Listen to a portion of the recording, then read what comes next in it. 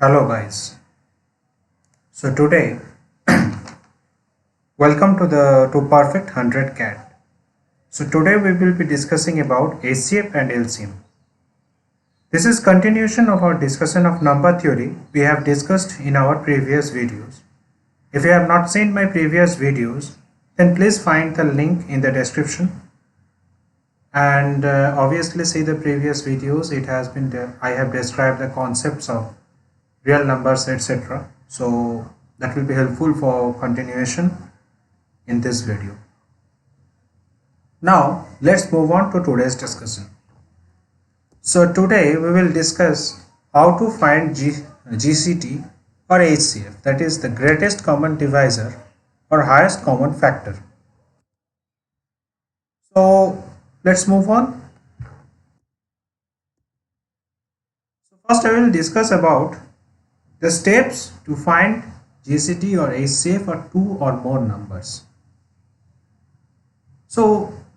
मैं यहाँ बोलना चाहता हूँ कि कैसे हम लोग दो नंबर की या उससे ज़्यादा नंबर की HCF निकालेंगे। तो आज हम ये देखने वाले हैं। तो सबसे पहले हम ये करेंगे कि एक हमने स्टैंडर्ड फॉर्म में लिखेंगे। जो भी नंबर की हमें HCF या GCD निकालना है हम उसे एक स्टैंडर्ड फॉर्म में लिखेंगे। तो हमने इसे एक एग्जाम्पल के साथ रिप्रेजेंट किया है। आप लोग अगर देखेंगे यहाँ पे तो आपको समझ में आ जाएगा कि कैसे हमने कर रहे हैं। हमने यहाँ पे एक एग्जाम्पल लेके करने की कोशिश की है। तो पहले हमने तीन नंबर लिए 100, 175 और 210। ये तीन नंबर की GCD या HCF हम निकालने की कोशिश करेंगे। देखते हैं, आगे चलते हैं यहाँ पे कैसे GCD या HCF निकाला जाते हैं।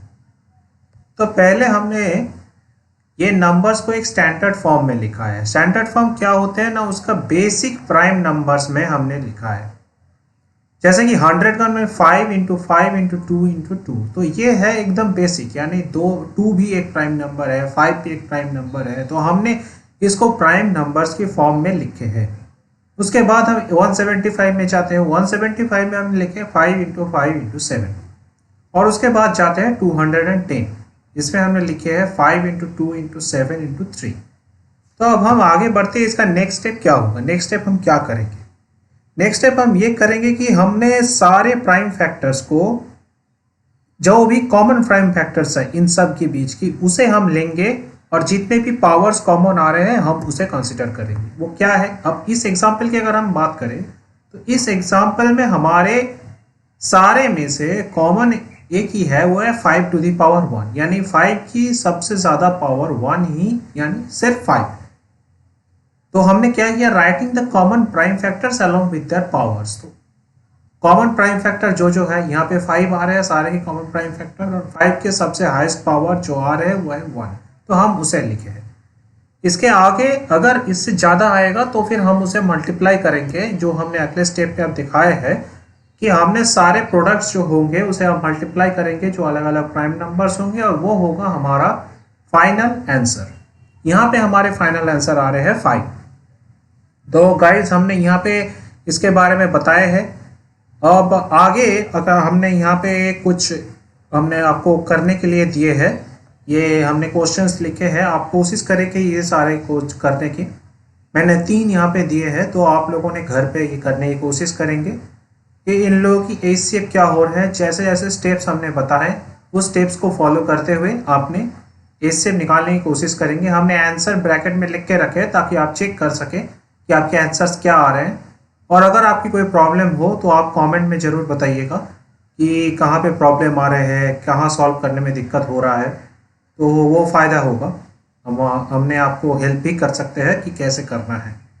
तो जैसे कि हमने यहाँ पे 3 एग्जाम्पल लिखे हैं। एक पहला कि 39, 78 और 130 का, दूसरा एग्जाम्पल 450, 140 और 380 का, और तीसरा एग्जाम्पल 198, 121 और 132 का। तो ये 3 एग्जाम्पल आप सॉल्व करने की कोशिश करेंगे। तो जैसे कि हम बात करते हैं कि हर चीज़ की हमें एक शॉर्टकट टेक्निक चाहिए होता है। अब यहाँ पे जो ये स्कूल फॉर्मूलाज है कि हम स्कूल पे किए थे, ये सारी चीज़ें ऐसे निकालना होता है HCF या GCD, ये तो हमने कॉन्सेप्ट क्लियर हुआ है कि GCD और HCF क्या होता है, और स्कूल पे हमने स्कूलिंग सिस्टम में हमने जो किए हैं वहाँ पे।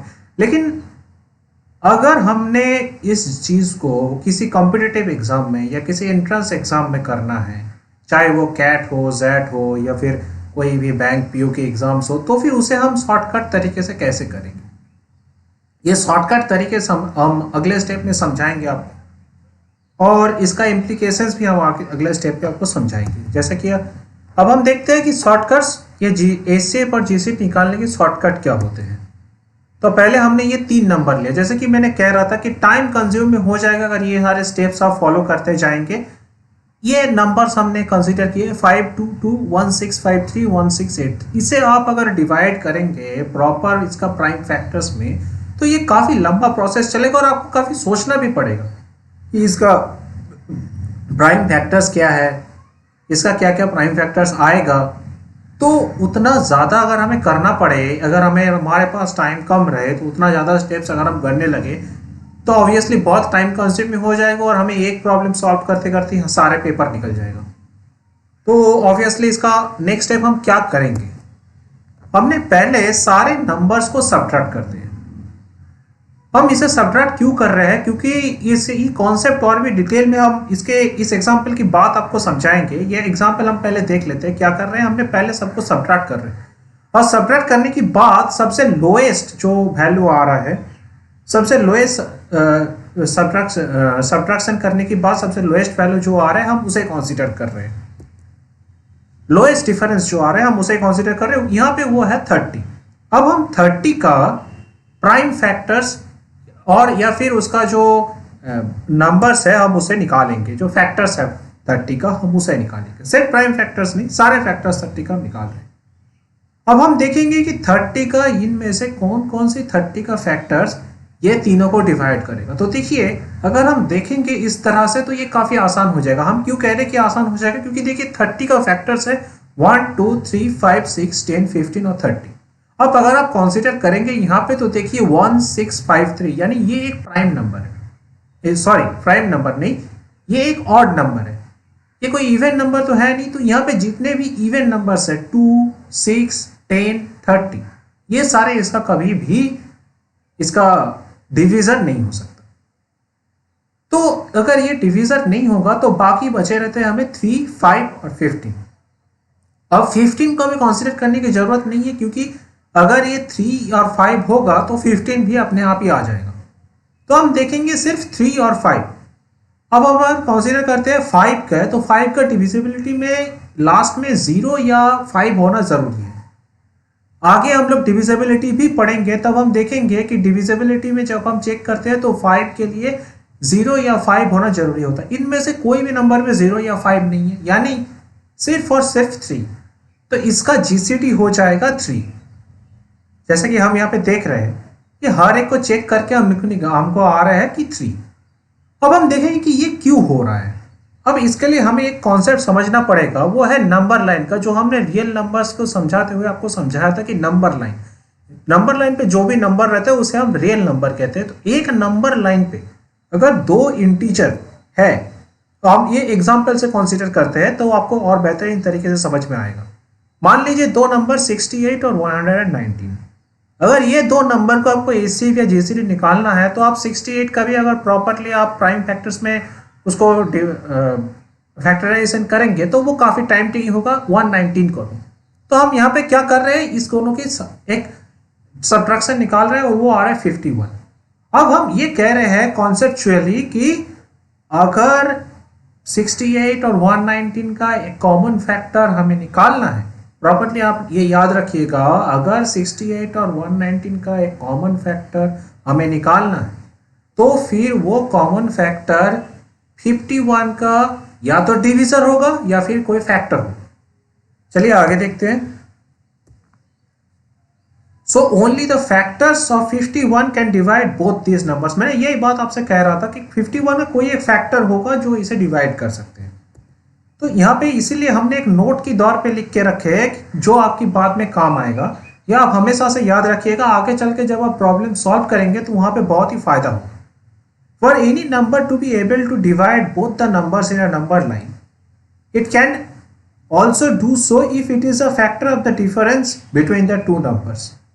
इसे हमने इंग्लिश पे बोला है, लेकिन हमने जो बात समझाने की कोशिश की है आप समझ ही गए होंगे। हमने एग्जाम्पल दे के भी समझाने की कोशिश की है 60 और 119 का।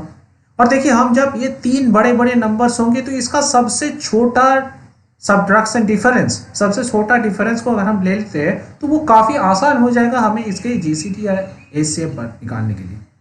तो हम इसी तरीके से इसका जीसीडी या एचसीएफ निकालेंगे और आगे चल के हम ये काफ़ी टाइम कंज्यूमिंग नहीं होगा और काफ़ी टाइम बचाएगा हमारे ये प्रॉब्लम सॉल्व करते हुए।